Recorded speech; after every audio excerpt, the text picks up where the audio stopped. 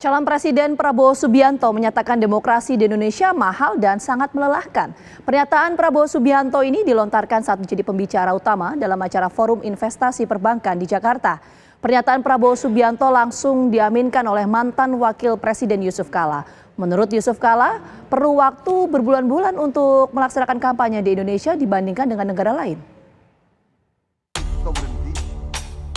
We still have to fight. Calon Presiden nomor urut 2 Prabowo Subianto menyatakan bahwa demokrasi mahal dan sangat melelahkan. Pernyataan Prabowo Subianto ini dilontarkan saat menjadi pembicara utama dalam acara Mandiri Investment Forum di Jakarta pada Selasa lalu. Let me testify that democracy is really very, very tiring. Democracy is very, very messy. Democracy is very, very costly. And we are still not satisfied with our democracy. There is a lot of room for improvement. But also let us not have this inferiority complex of always feeling that we are inferior to everybody. Democracy is very tiring. Democracy is very, very messy. Very costly. Menurut Prabowo, demokrasi melelahkan, berantakan, dan sangat mahal. Pernyataan ini dinyatakannya sebagai pengalaman pribadinya maju sebagai kontestan dalam pemilu presiden. Apa yang dikemukakan Prabowo Subianto diamini oleh mantan Wakil Presiden 2 kali masa jabatan Yusuf Kala, JK. Menurut JK, perlu waktu berbulan-bulan untuk berkampanye di Indonesia dibandingkan dengan negara lain seperti Singapura misalnya. Prabowo itu sempat bilang bahwa demokrasi Indonesia itu sangat melelahkan. Oh iya, memang benar itu. Coba bayangkan pemilu, bagaimana semua calon keliling Indonesia. Saya sering pernah mengatakan kepada Perdana Menteri Singapura, Anda ini kampanye naik mobil saja ke seluruh dalam 2-3 hari seluruh Singapura Anda sudah kunjungi. Kita butuh berbulan-bulan untuk mengunjungi dari Aceh sampai Papua. Ongkos tinggi, energi tinggi. Memang sulit dalam kondisi Indonesia seperti ini. Nah, tapi karena itu memang harus ada perubahan-perubahan sistem. Kementerian Keuangan sendiri mengalokasikan anggaran sekitar 71,3 triliun rupiah untuk pelaksanaan pemilu 2024. Dan selama 36 hari masa kampanye, calon presiden dan wakil presiden mengunjungi setidaknya 94 kabupaten dan kota sepanjang November hingga Januari 2024. Apalagi sebelum masa kampanye, calon presiden dan calon wakil presiden sudah berkeliling ke berbagai daerah untuk mensosialisasikan diri. Ini belum dihitung waktu dan tenaga dari calon legislatif, baik untuk DPR, DPRD Provinsi, DPRD Kota dan Kabupaten, serta anggota DPD. Juga waktu yang dibutuhkan oleh anggota KPPS, KPU, dan Bawaslu untuk menghitung suara dan mengawasi jalannya penyelenggaraan pemilu. Apakah mahal dan melelahkan ini sepadan dengan hasil yang didapatkan dari pemilihan umum? Atau ada yang perlu dibenahi agar sistem demokrasi yang berjalan lebih efektif dan efisien tanpa mengabaikan suara rakyat? Tim TV One mengabarkan.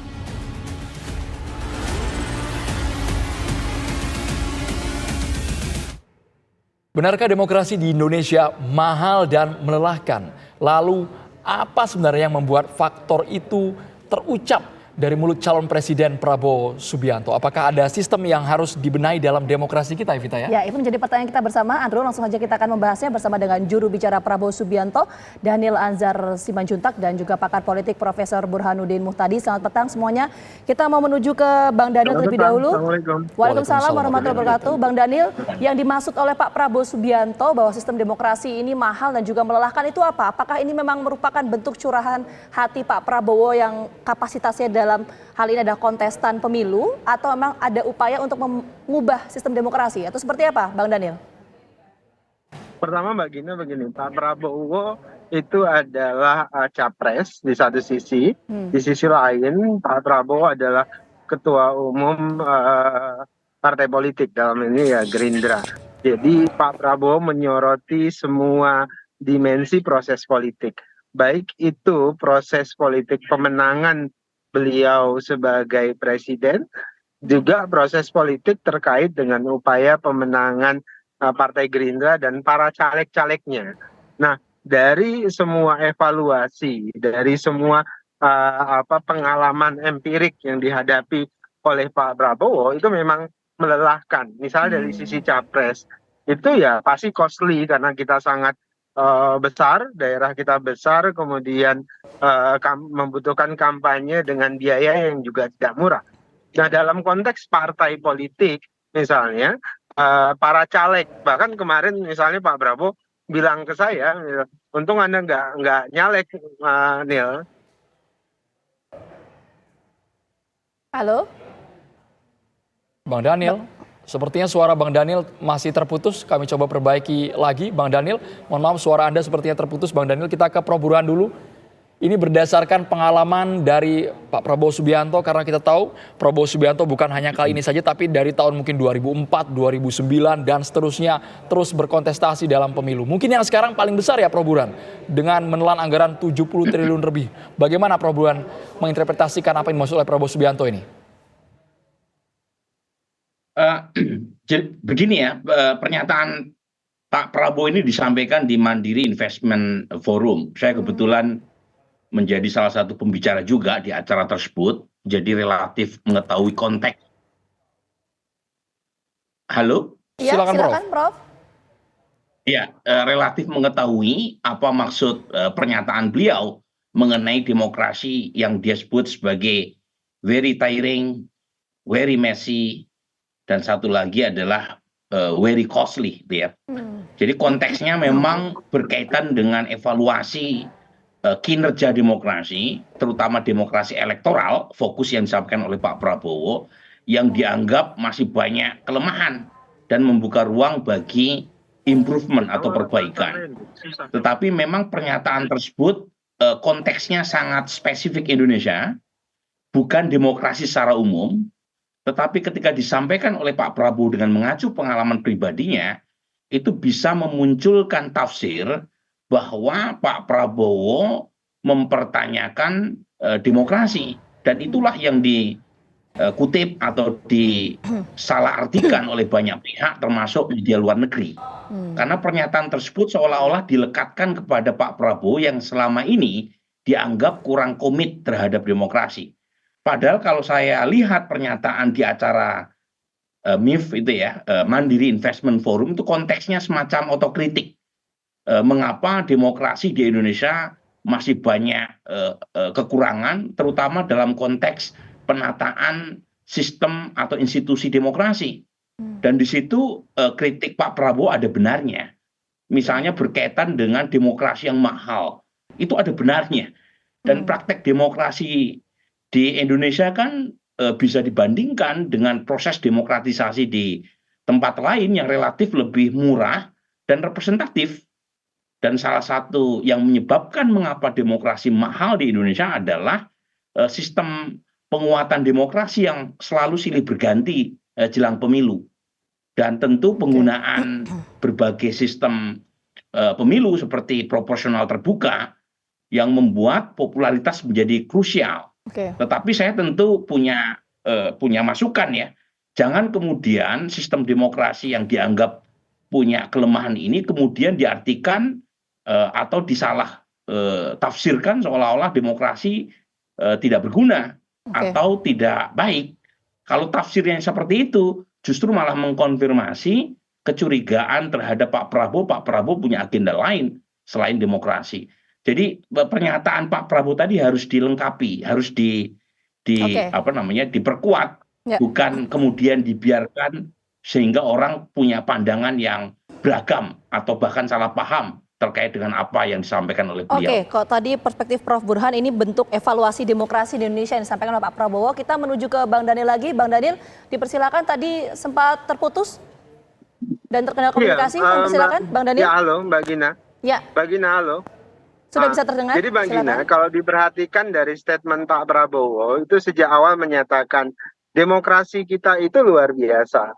Negara kita adalah negara demokrasi terbesar di dunia dengan tingkat partisipasi yang sangat tinggi.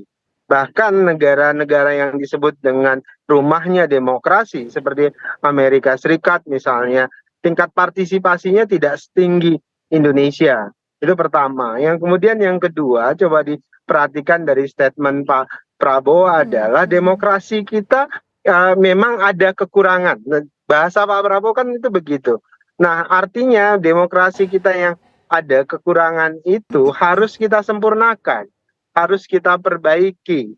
Misalnya catatan Pak Prabowo terkait upaya memperbaiki demokrasi itu dari sisi cost. Cost-nya sangat terlalu mahal. Kemudian kedua, terkait dengan prosesnya. Prosesnya ada proses yang memang harus kita perbaiki juga. Tadi yang Pak Prabowo menggunakan istilah Messi. Jadi misalnya dari sisi cost ya, Pak Prabowo kan orang yang berpengalaman sebagai ketua umum partai politik di satu sisi, di sisi lain Pak Prabowo adalah capres. Prosesnya melelahkan, prosesnya tentu memakan banyak biaya. Bahkan misalnya dari sisi caleg ya, banyak caleg yang bahkan untuk menjadi anggota DPR RI saja itu bisa mengeluarkan uang 20 sampai dengan 30 miliar.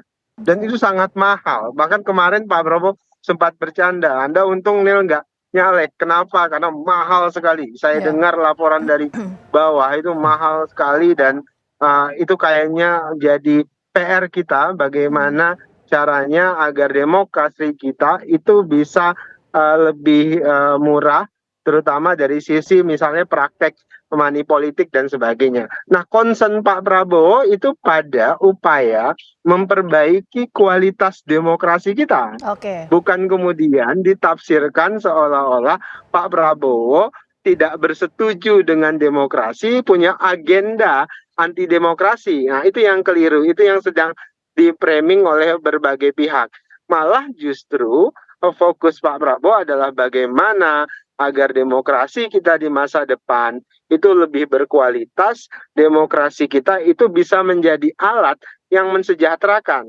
Kalau dipahami sejak awal di pidato Pak Prabowo tersebut, Pak Prabowo concern bagaimana demokrasi kita yang berkualitas ke depan itu bisa menghadirkan kesejahteraan bagi rakyat Indonesia. Oke, Bang Kira-kira Daniel. begitu. Jadi ada 2 poin yang disoroti oleh Pak Prabowo, ini ada soal prosesnya ya. Betul. Tadi proses dan juga cost-nya. Kita mau menuju ke Prof. Burhan.